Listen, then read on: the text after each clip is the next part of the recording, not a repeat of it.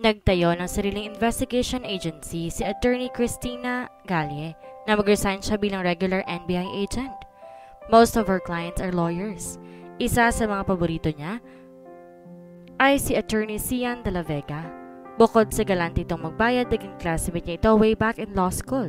Matalik na kaibigan at kuminsan pinagpapantasyahan niya na maging boyfriend ng gwapong binata. Tinawagan ni Cian si Christina na makatanggap ito ng sunod-sunod na death threats. Nanganib ang sariling buhay ng dalagang detective sa pagprotekta kay Cian. Hindi pa kaya huli ang lahat para sa katuparan na isang dakilang pag-ibig?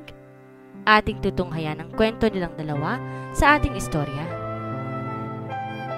Nang i-dial ni Attorney Cian de la Vega ang telephone number na kabisado nito kahit natutulog, nanginginig ang kamay nito. Kung dahil sa takot, inis o tensyon, hindi masabi ng abogado. Ngayon lamang kasi ito nakatanggap ng death threat. Masyado tong na-shock dahil wala naman tong kagalit o inagrabyado para pag-isipang sirain ito. Maliwanag na nakasaad sa note na nakastaple sa isang sobre na may lamang mga larawan. Mga larawang gumimbal sa matinik at matalinong manananggol. Nakamakinilya ang note at ganito ang nakalagay. Kung ayaw mo makarating sa kinauukulan ng mga larawan, mag-resign ka na agad sa iyong pinapasukan. Ganon lamang kasimple ang note, ganon lamang ka-stupid at ka-misteryoso sa loob-loob ni Cian. Blackmail. Pure and simple blackmail. Pero sino ang naghahangad na maalis ito sa law office nila kung saan ito isa sa mga senior partners? Kasundo naman ito ang lahat ng mga kasamahan mula sa founding partners ni si Attorney Hugo Villa hanggang sa janitor ng opisina.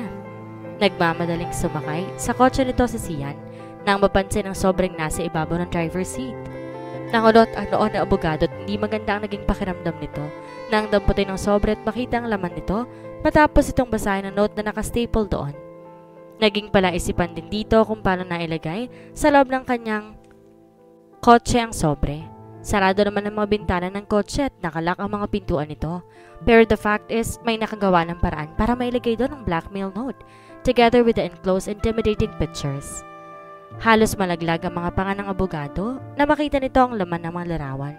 Bed scenes ang nasa mga larawan. Isang lalaking hubad at hubad din ang kaparehan nitong babae. May isang larawan na talagang lantad na lantad ang mukha nila dahil nag-pose ang babae at ibiniling nito ang ulo ni Cian para mapaharap sa kamera kahit na nakapikit ang abogado.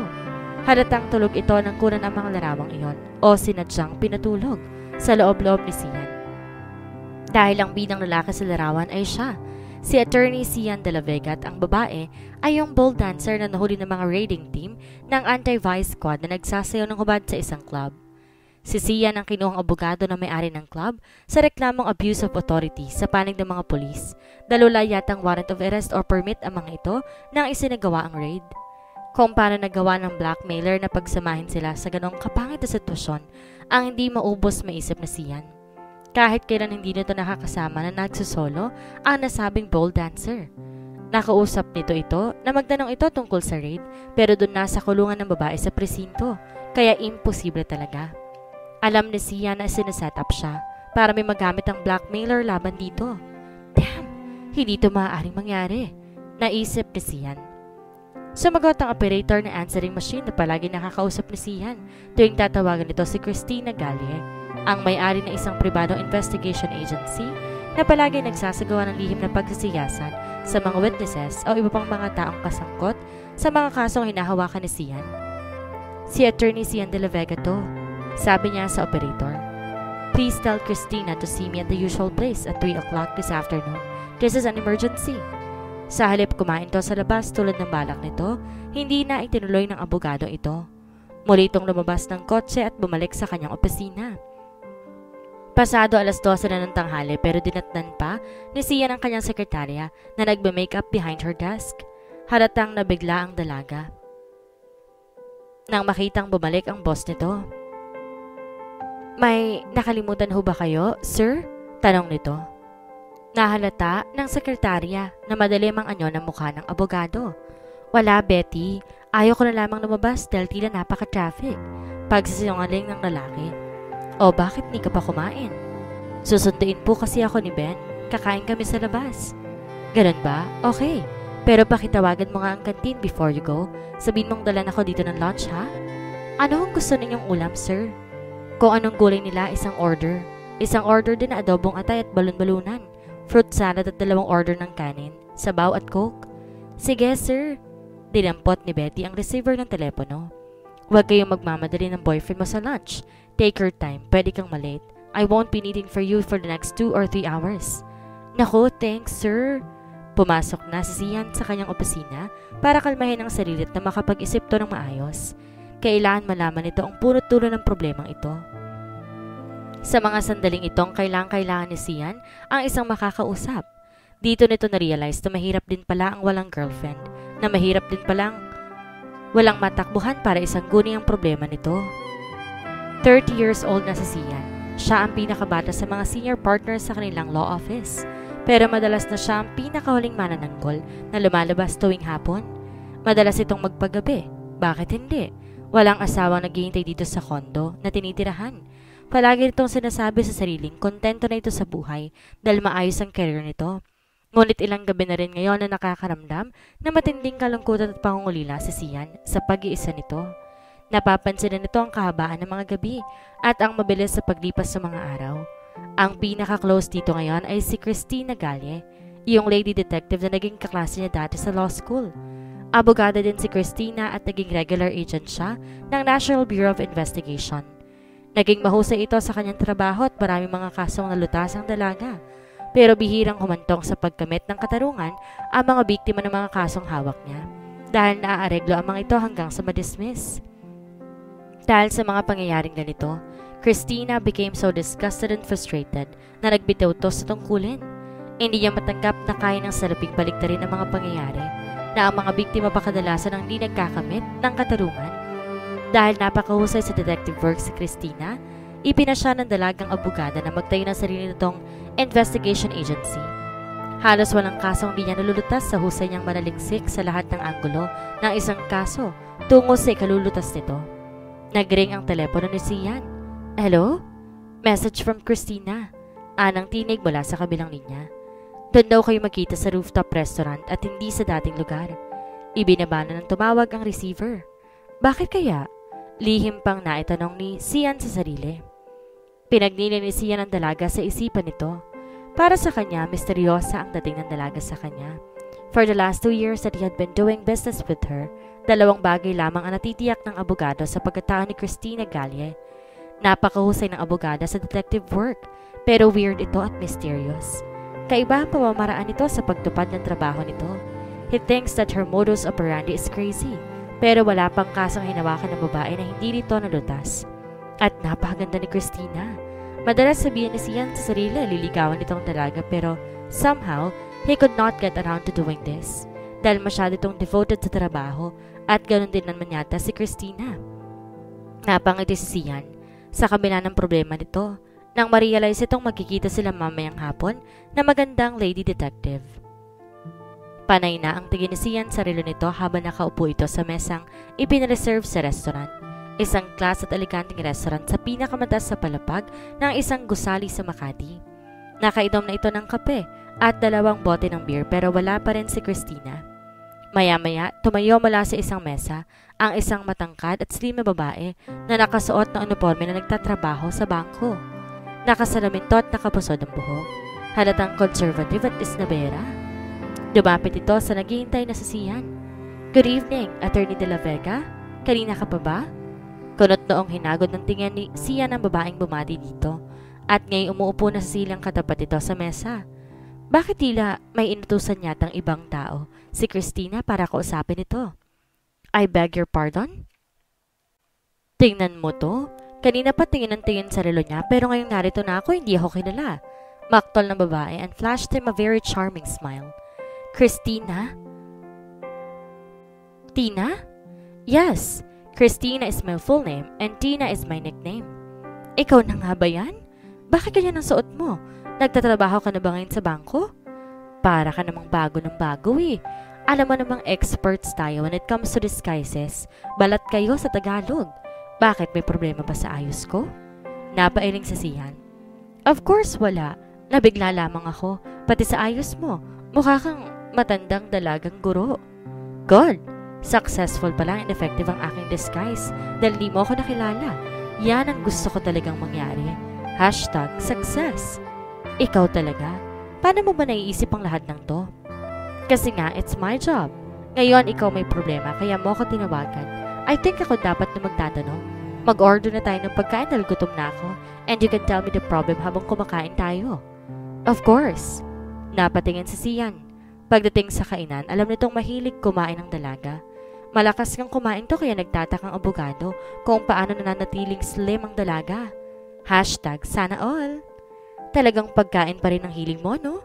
Saan mo ba nilalagay ang kinakain mo at di ka tumataba? Hati na. Of course, sa tiyan ko. Pero agad siguro nawawala dahil sa laki ng konsumisyon na inaabot ko sa trabaho ko kung minsan. Seafoods ang in-order nila dahil ito ang paborito ni Christina. So, what's the problem this time? Sinong kliyente mo na gusto mong imbestigahan ko? Hindi ito tungkol sa kliyente dahil ako ang may problema, Tina. Ikaw? May problema? Let me guess. Babae? Of course not. May nagbabanta sa buhay ko. Blackmail. Tiningnan ni Sian ang paligid. Wala ka bang napansing nakasunod sa'yo o titingin-tingin dito sa mesa ko? Wala. Sa katunayan, kanina pa nga ako dito eh. Nauna ako sa'yo at naupo sa isang mesang malapit dito. Nakita kitang dumating at tiningnan kong mabuti kung may nakasunod ba sa'yo o may naghihintay. Pero the coast is clear. Wala. Thanks. Bilib talaga ako sa'yo. Binuksan ni Sian ang briefcase ito at inabot kay Christina ang sobrang may mga larawan at pati ang nagbabantang surat na nakastaple dito. Tinunghayan to ni Christina at taas ang mga kilay na tumingin kay Sian. Totoo ba itong mga nasa larawan? Maang na tanong ng dalaga. Hindi. Hindi ba talaga ikaw to? May kakambal ka ba't identical twins kayo? Nagkamot ng ulo si Sian. Wala. Ako nga yan pero hindi ko alam kung paano ko nagay sa ganyang sitwasyon. Maniwala ka sana. O sige, assuming na naniniwala na nga ako, anong ibig sabihin ng blackmail note na ipinadala nito sa kinaukulan ng larawan? May asawa bang babaeng to? Ewan ko, hindi ko kakilala yan eh. Isang bowl dancer yan sa isang club na niraid ng mga polis dahil sa nagpapalabas ka ng malaswa. Hubot-hubad ng mga nagsasayaw doon eh. Hinuli ng mga polis ang lahat ng babae doon including that one in the picture. And then ako ang kinuang abogado na may-ari ng club na si Mr. William Miller. May kaso din tong sinampalaban sa mga pulis ng raid. Isinalaysay ni Sian ang mga detalye ng raid at ang sandaling pakikipag-usap nito sa bowl dancer habang nakakulong ito. Ano yung kinauukulan na binanggit sa blackmail note? Baka sa mismong opisina namin, sa founding partner na si Attorney Hugo Villa. O baka sa tabloids para hiyain ka, para maiskandalo ka, ganun. Nanlamig si Sian. My God, wag naman sana. That's the worst that can happen to me. Masisira ako at lalo na ang career ko. Definitely. So anong gusto mong gawin ko? Ang alamin mo kung sino nagpadala ng blackmail note. Any suspects that you have in mind? Umiling si Sian. Wala nga eh. Maliban na lamang sa mga pulis ng raid o ang may-ari ng club. Pero anong mang mapapala ng mga to? Wala naman, diba? Ewan ko pero basta... Naguguluhan ako, Tina. Tulungan mo ako, please. I will. Pero, saan tayo magsisimula? We are on a blank wall. Sandaling nag-isip si Sian. Habang sinisimsim nito ang alak na in-order, nakasimangot ito ang deep thought. Gwapo kahit nakasimangot naisip ni Christina. Nadama ng dalaga na naging abnormal na naman ang pintig ng kanyang puso.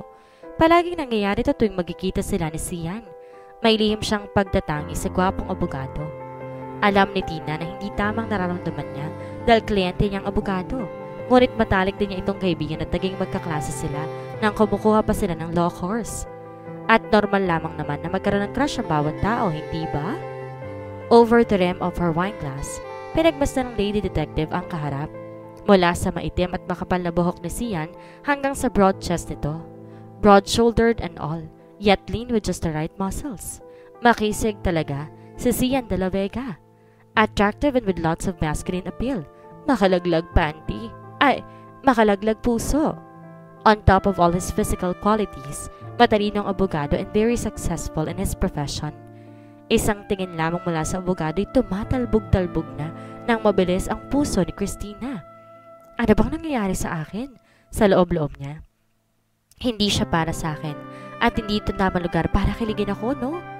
Lihim na napangiti si Christina. Nang maisip niya kung ano magiging reaksyon ni Sian kapag natuklasan nito ang iniisip niya sa ngayon. Ano nga kayang mabuti nating gawin? Pinukaw ng tinig ni Sian ang pag-iisip ni Christina. Kailangang makilala ko at maparamdaman ang lahat ng mga kasamaan mo sa opisina at ang mga taong malalapit sa iyo, alang dalaga. Ngunit sa isang disimuladong paraan, yung hindi nila mahalatang they are under observation. Madali yan. Magpanggap kang girlfriend ko. Pumunta ka sa opisina at sunduin mo ko. Sumama ka sa akin sa mga parties para makilala mo ang mga colleagues ko and business associates as well as my clients. Iniisip ko na rin yan eh. Pero wag muna ngayon. It is too abrupt na bigla ka nalang magkakanobya. Kung nasa office nga ninyo ang suspect, makakahalata ito. Alam mo ba kung sino may-ari ng club na ni-raid? I understand na pag-aari daw to ng Alpha Group of Companies. Chinese yata ang nasa pamunuan nito. Pero hindi ako sigurado, Tina. Well, that is some start. Kilala ko ang may-ari ng Alpha Group. Tinitingnan ko kung may kaugnayan sila sa mga pangyayari. Kailangan mo ba ng advance para sa mga panggastos mo sa paglalakad-lakad? Hindi na muna. Ibibigay ko na lamang sa iyo mga invoices na magagastos ko together with my usual bill. Huwag mo naman akong sisingilin ng mahal ha. Napakalaki ng siningil mo dun sa Lopez case. Hoy de la Vega, nagkatrangkaso ko sa pagkakabasa ng ulan habang inaabangan ko ang target natin sa kasong yon. Nabinat pa ako pagkatapos. Halos na iuwi sa doktor at mga gamot ang binayad mo sa akin, no? Tumawa si Sian. Binibiro lang, ikaw naman. Sumeryosong abogado. Tina, gusto ko sana ipakausap na tulad ng dati, please keep this matter confidential. Sa ating dalawa na lamang ito. Of course. Kailan ko ba pinagkanalo ang aking mga kliyente? Lalong-lalo ka na, Sian. You are a very special client. Tumingin si Sian sa magagandang mga mata ng kaharap na may makakapal at malalantik na mga pilik. Halata ang ganda ng mga mata ni Christina kahit sa likod na makapal na eyeglass sa suot niya ngayon. Her almond-shaped eyes are best assets. Muli, tininan ni Tina ang mga larawang nasa loob ng sobre at nagbibirong napasipol siya. Wow! You and the girl are both sizzling here. Magpapiyesa talagang tabloid na pagdadalhin nito ng blackmailer. Hindi napigil ni Tina ang mapahagigig. Huwag mo akong biruin ng ganyan ha. Kinakabahan talaga ako sa maaaring magawa sa akin ng mga larawang yan. Maya-maya ngumiti si Sian. Hindi bale sana kung ikaw ang kasama ko dyan eh. Kahit na mapalagay pa sa front pages ng mga tabloid, hindi sasamang loob ko. Namula si Tina. Inirapan niya ang kausap. Pero sa kanyang line of work, sanay makipagbiroan sa mga lalaki ang lady detective. Abogada din siya at sanay makipagtalaktakan sa hukuman. Hindi ako kasing sexy ng kapareha mo dyan ha. Ganting biro nito. Kaya hayaan mo sa pagod mo, tulog ka na ng kunan kayo ng larawan. Nagkatinginan sila at nagkatawanan na lamang. May natatandaan ka bang incident na maaaring maglagay sa'yo sa ganyang sitwasyon? Thanks, Sian. Mahalaga to. Well, nung mag-usap kami na may-ari ng club na si William Miller, pinakain ako at pinainom. Nag-iinuman kami. Nakaramdam ako medyo nahilo ako ng bahagya nang pauwi na ako. Walang sinabi si Christina. Nag-isip siya. Isang mapanganib na sindikato ang Alpha Group. Tina, don't mess with them. Di ba rin ang di mo ako matulungan, wag ka lamang mapahamak. Mas maraming higit na mapanganib ako mga kaso na nasa NBI pa ako, Sian. Don't worry, I can take care of myself. At wala akong hindi gagawin para sa'yo. Lihim pang pahabol ng puso ng dalaga. May mga pagkakataong pinagsisihan ni Christina kung bakit tinanggap niyang maging kliyente si Attorney Sian de la Vega. Sa simula pa lang aware siya sa matinding masculine appeal ng abogado. Hindi niya kayang ignorahin ang mga katangian nito para manatili siyang indifferent sa lalaki. On the other hand, si Sian din ang tagapag-alala sa kanya sa mga kamaliang nagawa niya sa buhay na naging dahilan kung bakit naging mailap ang kanyang puso sa pag-ibig. Pero ngayon alam niyang wala siyang dapat na pagsisihan. May pag-aalala at malasakit sa kanya si Sian.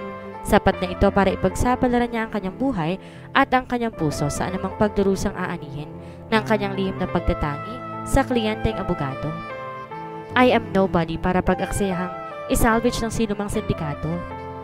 Nagbibirong sabi ng dalaga. Huwag kang magbiro, Tina. Kung may mangyari sa'yo, dadamdamin ko ng labis. May kistap sa mga mata ng abogado na napansin ni Christina na noon lamang niya nakita pero saglit lamang ito. Maingat naman ako eh. Don't worry.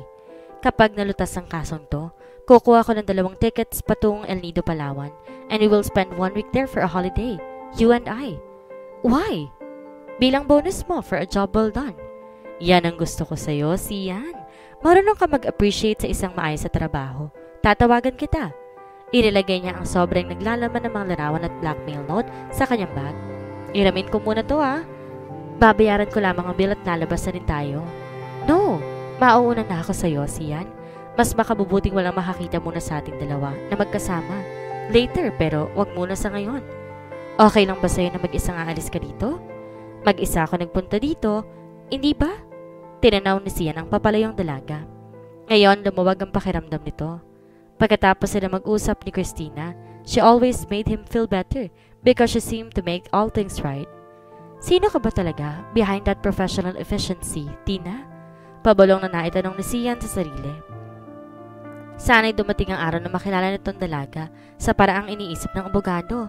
May pakiramdam tong ibang-ibang pagkatao ng lady detective behind her cool and mysterious indifference. Nakaalalang maghintay si Sian. Ngunit ngayon ang problema nito, kung paano nila malalaman kung sinong tao o mga taong nasa likod ng pang-blackmail dito. Ano ang motibo o dahilan ng mga ito? At ano ang gagawin niya o nila ni Christina kapag nalaman nila kung sino mga ito? Napabuntong hininga na lamang si Sian.